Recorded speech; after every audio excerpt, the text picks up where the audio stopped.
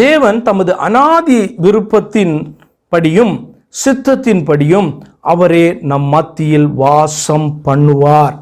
இப்போ இவ்வளோ நாள் நம்ம பார்த்தோம், கேம்பில் வாசம் பண்ண விரும்பினார், ஆலயத்தில் ஆசரிப்பு கூடாரத்தில் மனுஷனாக இறங்கி வந்து பார்த்தீங்கன்னா முதல் வருகையில் அவர் வாசம் பண்ணினார், தள்ளினாங்க. இன்னைக்கு ஆவியாக நமக்குள் வாசம் பண்ண விரும்புகிறார், நம்முடைய சபையின் மத்தியில் உலாவுகிறார், நம்முடைய குடும்பத்தில் உலாவுகிறார், அவருடைய நாமத்தில் கூடுகிற இடத்துல அவர் காணப்படுறார் அப்படின்னு வசமெல்லாம் வாசித்தோம். ஆனால் ஒரு நாள் லிட்ரலாக இம்மானுவேல் என்ற வார்த்தையினுடைய காரியத்தை நான் சொல்கிறேன். தேவன் நம் மத்தியில் அவருடைய விருப்பத்தின்படியே சித்தத்தின்படியே ஒரு நாள் அவர் வாசம் பண்ணுவார். அவரை யாருமே தடுக்க முடியாது. இவ்வளவு நாட்கள் ஏதேன் தோட்டத்தில் தள்ளினாங்க, இஸ்ரவேல் ஜனங்கள் மத்தியில் காணப்பட்ட அவரை தள்ளினாங்க. ஆசரிப்பு கூடாரத்தில் வாசம் பண்ண விரும்பின தள்ளினாங்க, மலையில் வாசம் பண்ண விரும்பின, ஆலயத்தில் வாசம் பண்ண விரும்பின அவரை தள்ளினாங்க. மனுஷனா ஒரு இடத்துல இந்த பூமி உருண்டையின் மேலே இறங்கி வந்து நின்னார், அவரை தள்ளினாங்க. இன்னைக்கு பரிசுத்த ஆவியா நமக்குள் வாசம் பண்ண விரும்புகிறார், தள்ளுகிறார்கள். அல்லது புரியாதபடி மூணாவது மனுஷன் சொல்லிட்டு இருக்கிறாங்க, மூணாவது நபர் என்று சொல்லிக் கொடுங்க, விக்கிரகத்தை அசுத்த ஆவியை அப்படி சொல்லி கொண்டு இருக்கிறாங்க. மூன்றாவது நபரே கிடையாது, அவர் ஒன்றான மெய் தேவன். அவர் உங்களுக்குள்ள வாசம் பண்ணாதான் தேவன் வாசம் பண்றாரு. தேவனுடைய ஆவினா தேவன் அர்த்தம் என்பது அறியாதபடி அவரை அலட்சியம் பண்ணி கொண்டு அல்லது அது புரியாதபடி ஓடிக்கொண்டு இருக்கிற அநேக கிறிஸ்தவர்கள் இந்த நாட்களில் உண்டு. பேரோ ஆவிக்குரிய சபை, அபிஷேகம் பெற்றதான சபை, வரங்களை பெற்றதான சபை என்று எல்லாம் சொல்லி கொண்டிருக்காங்க. ஆனால் அவர்களுக்குள்ளாக வந்து வாசம் பண்ண விரும்புகிறதான அவரை மூன்றாவது நபர் என்று சொல்லுகிறார்கள். தேவ ஆவியை மூன்றாவது நபர் என்று சொல்லுகிறார்கள். எவ்வளவு துணிமான காரியம்! வேதம் சொல்லுகிறது, தேவனுக்கும் விக்கிரகத்துக்கும் சம்பந்தம் ஏது என்று சொல்லி கேட்கிறது. சரி, கர்த்தர் ஒரு நாள் இந்த மனுஷர்களுடைய மத்தியில் அவர் வாசம் பண்ண போகிறார். Those who couldn't believe won't be there. அதாவது இம்மானுவேல் என்கிற வார்த்தையின்படி தேவன் நம் மத்தியிலே அவர் வாசம் பண்ணினார் மனிதனாக. தேவன் நம் மத்தியிலே ஆவியாக வாசம் பண்ணுகிறார், விசுவாசிக்கிறவர்களுக்குள் வாசம் பண்ணுகிறார் என்கிறதை இந்த நாளில் விசுவாசிக்க முடியாததான கிறிஸ்தவராய் இருந்தால், நான் முன்பே சொன்னபடி நீங்கள் ரட்சிக்கப்படாத கிறிஸ்தவர் அல்லது திரும்பவும் பிறக்காததான மனுஷன், மறுபடியும் பிறவாதவனாய் இருக்கிறீர்கள். தேவ சமூகத்தில் ஒப்பு கொடுத்து வேதம் என்ன விசுவாசத்தை சொல்லுதோ அதன்படி அவரை விசுவாசித்து என்ன பண்ணணும், அவரை ஏற்றுக்கொண்டால் நீங்கள் தேவ பிள்ளைகளாகும்படியான அதிகாரம் உண்டாகிறது உங்களுக்கு என்று வேதம் சொல்லுகிறது. ஏன் இந்த வார்த்தை இவ்வளோ காரியத்தை நான் கொடுத்து முக்கியத்துவப்படுத்துகிறேன் தெரியுமா? ஒரு நாள் அவருடைய விருப்பத்தின்படியும் சித்தத்தின்படியும் இந்த மனுஷர்கள் மத்தியிலே அவர் வாசம் பண்ண போறார். எப்படி தெரியுமா?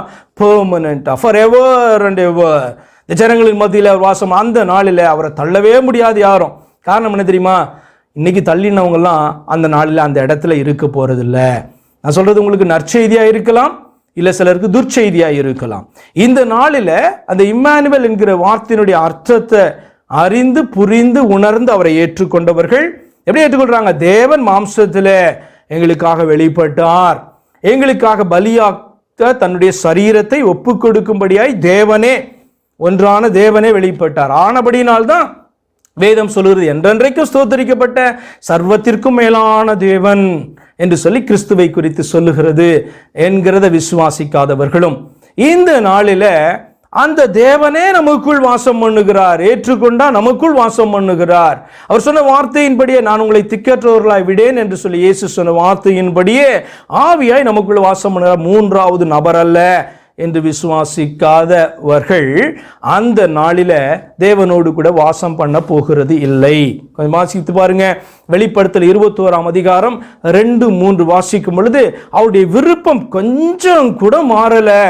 அவர் தன்னுடைய விருப்பத்தை நிறைவேற்ற, தன்னுடைய சித்தத்தை நிறைவேற்ற அவர் வல்லமை உள்ளவராய் இருக்கிறார். ஆனால் ஏற்படுத்தின இந்த வழியை ஏற்றுக்கொள்ளாதவர்கள் அந்த நாளில் அவரோடு கூட அவர்கள் இருக்க போவதில்லை. அதனால தான் சொன்ன இந்த மாதிரி ஜனங்கள் they won't be there in midst of the new earth, அல்லது இந்த புதிய வானம், புதிய பூமி, ஆண்டவர் சிருஷ்டிக்கிறதான அந்த புதிய பரலோகம் என்று சொல்லப்படுகிற காரியத்துக்குள்ள, அல்லது மறுமையான வேதம் சொல்லி கொடுக்குதுல்ல, சொர்க்கம்னு சொல்லப்பட்டிருக்குல்ல, அதுக்குள்ள நம்ம பிரவேசிக்கும் பொழுது அந்த இடத்துல பிரவேசிக்கிறவர்களாய் அவரோடு கூட இருக்கும்படியாய் நம்ம காணப்படணும் அப்படின்னா இந்த நாளில் நம்மளை ஒப்பு கொடுத்து இம்மானுவேல் என்கிற வார்த்தையினுடைய கருத்தை புரிந்தவர்களாய் ஆண்டவராகிய இயேசு கிறிஸ்துவை ஏற்றுக்கொள்ள வேண்டும். வாசிக்கிற வெளிப்படுத்தல் 21:2-3, யோவானாகிய நான் புதிய எருசலேமாகிய, இதான் புதிய சியோன் சொல்றதனுடைய அர்த்தம். நம்ம சங்கீதத்தில் வாசித்தோம்ல, என்றென்றைக்கும் அங்கே வாசம் பண்ணுவார் என்று தீர்க்கதரிசனமாக சொல்லப்பட்டிருக்குல்ல. அது சியோன் மலையில் அல்ல. அது எதை குறிக்குதுன்னா புதிய எருசலேமை, பரலோகத்தை குறிக்கிறது. பாருங்க, புதிய எருசலேமாகிய பரிசுத்த நகரத்தை தேவனிடத்திலிருந்து பரலோகத்தை விட்டு இறங்கி வர கண்டேன். அது தன் புருஷனுக்காக அலங்கரிக்கப்பட்ட மணவாட்டியைப் போல ஆயத்தமாக்கப்பட்டிருந்தது. 3வது வசனத்தை நல்லா கவனிச்சு கூர்ந்து வாசித்து பாருங்க. ரொம்ப அழகான ஒரு வார்த்தை. தேவனுடைய விருப்பம் எப்படி மாறவேல் என்றதை நீங்க புரிந்து கொள்வீங்க. மேலும் பரலோகத்திலிருந்து உண்டான ஒரு பெருஞ்சத்தத்தை கேட்டேன். அந்த சத்தம் என்ன சொல்லுது? அது இதோ மனுஷர்களிடத்திலே தேவனுடைய வாசஸ்தலம் இருக்கிறது, அவர்களிடத்திலே அவர் வாசமாயிருப்பார், அவர்களும் அவருடைய ஜனங்களாயிருப்பார்கள். தேவன் தாமே, வேறொரு கிடையாது. 2வது தேவன், 1வது தேவன், 3வது தேவன் அல்லது 3 தேவனும் சேர்ந்தவர்கள்லாம் கிடையாது. தேவன் தாமே அப்படின்னு சொன்னா நம்முடைய சிருஷ்டிகர் தாமே அப்படின்னு சொல்லி அர்த்தம். நம்முடைய இரட்சகர் தாமே என்று சொல்லி அர்த்தம். நம்முடைய ஆத்மாவின் நாயகர் தாமே என்று சொல்லி அர்த்தம்.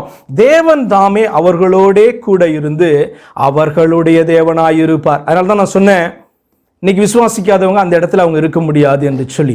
இந்த வார்த்தை சொல்லுகிறது, அவர் நிச்சயமாய் அந்த இடத்தை ஏற்படுத்தி வாசம் பண்ண போகிறார். தன்னை விசுவாசிக்கிற ஜனங்களின் மத்தியில் அவர்களை மறுரூபப்படுத்தி அங்கே வாசம் பண்ண போற. It's going to be permanent அப்படின்னு சொன்னேன். ஆனால் கடைசியில் எப்படி முடியுது? அவர்களோட கூட இருந்து அவர்களுடைய தேவனாய் இருப்பார். அப்ப ஏற்றுக்கொள்ளாதவருடைய தேவன் கிடையாது அவரு, இல்லை. ஏன் தெரியுமா? அவர்கள் அழிக்கப்பட்டு இருப்பார்கள் என்பதனால. சரி, இந்த தேவன் யார்? இந்த தேவன் அப்படி சொன்னா பரலோகத்தில் உட்கார்ந்திருந்தவர் வேற, இவர்கள் மத்தியில் வாசம் பண்ணுகிறவர் வேறையா அப்படி சொல்லி சிலர் யோசிக்க கூடும்.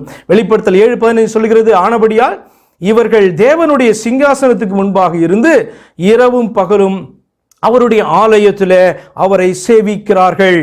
சிங்காசனத்தின் மேல் வீற்றிருக்கிறவர் இவர்களுக்குள்ளே வாசமாயிருப்பார். கவனித்து பாருங்க, சிங்காசனத்தில் ஒருவர் தான் வீற்றிருக்கிறார். அந்த சிங்காசனத்தில் வீற்றிருக்கிறவரே என்ன பண்ணுவாராம்?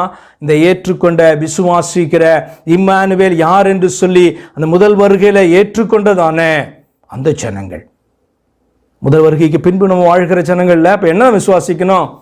தேவன் நம்மோடு இருக்கிறார், இருக்கும்படியாய் வந்தார், இந்த நாளிலே ஆவியாய் இருக்கிறார். தேவன் தான் மாம்சத்தில் வெளிப்பட்டார், 2வது தேவன் கிடையாது. மாம்சத்தில் வெளிப்பட்டபடினாலே குமாரன் என்று சொல்லப்பட்டார் என்று சொல்லி விசுவாசிக்கிறவன் மட்டும்தான் என்ன பண்ண முடியும்? பெர்மனண்டாக இந்த தேவன் ஒரு நாள் நமக்கு ஆயத்தம் படுத்தினதான அந்த புதிய இடத்துல அவர் தன்னுடைய விருப்பத்தின்படியே தன்னுடைய ஜனங்களின் மத்தியிலே என்றென்றைக்கும் வாசம் பண்ண போகிறார். அங்க வாசமாய் இருப்பார். அவர் வேறு யாரும் கிடையாது, சிங்காசனத்தில் வீற்றிருக்கிற அந்த தேவன் தாமே அந்த இடத்துல அவர்கள் மத்தியில, நம் மத்தியில அவர் வாசம் பண்ணுகிறவராய் இருப்பார். அந்த நாளில ஒரு மனுஷன் கூட அவரை தள்ள மாட்டான். ஏன் அப்படின்னா அத்தனை பேரும் அவரை இவ்வண்ணமாய் ஏற்றுக்கொண்டவர்களாய் இருப்பார்கள். உங்களுக்கு இந்த நற்செய்தி நான் சொல்றேன். ஒருவேளை ஆண்டவரை நீங்க இப்படியா ஏற்றுக்கொள்ளல, ஒன்றான மெய்தேவன் யாருன்னு எனக்கு தெரியாது, 2 பேரை விசுவாசிக்க சொல்றாங்க, 2 பேரை விசுவாசிக்க வேதம் சொல்லவே இல்லை. 2 பேரை அறிந்து கொள்ள சொல்றாங்க, 2 பேரை அறிந்து கொள்ள வேதம் சொல்லவே இல்லை.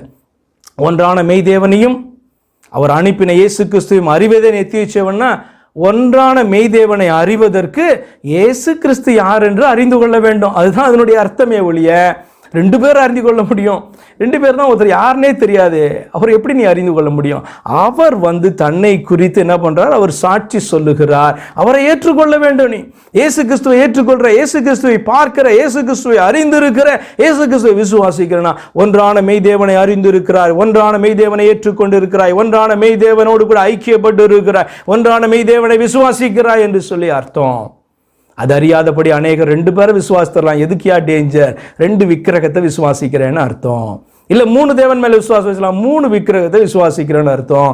ஒரு தேவன் உன்னை பரலோகத்துக்கு கொண்டு போக முடியாது என்று சொல்லி உனக்கு 2 தேவன் வேணுமா? இல்லை 3 தேவன் வேணுமா? அதுவும் ஒன்று தான். 30 முக்கோடி தேவன் எனக்கு வேணும்னு நீ சொல்கிறதும் ஒன்று தான். அப்போ ஒன்றான தேவன் அற்புதமாக இந்த காரியத்தை உன்னுடைய வாழ்க்கையில செய்து உன்னை தன்னுடைய சொந்த ஜனமாக பிள்ளையாக ஏற்றுக்கொண்டு உன் மத்தியிலே வாசம் பண்ண விரும்பி அவர் சொல்லுகிறார், நீ என்னுடைய ஜனம் என்று சொல்லுகிறார், நான் உன் தேவனாயிருப்பேன் என்று சொல்லுகிறார். இதற்காக இப்படிப்பட்ட ஒரு நற்செய்தி நம்ம தள்ளணும். கொண்ட ஆண்டோருக்கும்பாக ஒப்பு கொடுத்து, இப்படி நீங்கள் இந்த மாதிரி ஏற்றுக்கொள்ளலைன்னா இந்த நாளில் உங்களை நீங்கள் ஒப்பு கொடுங்க. இதுதான் நற்செய்தி.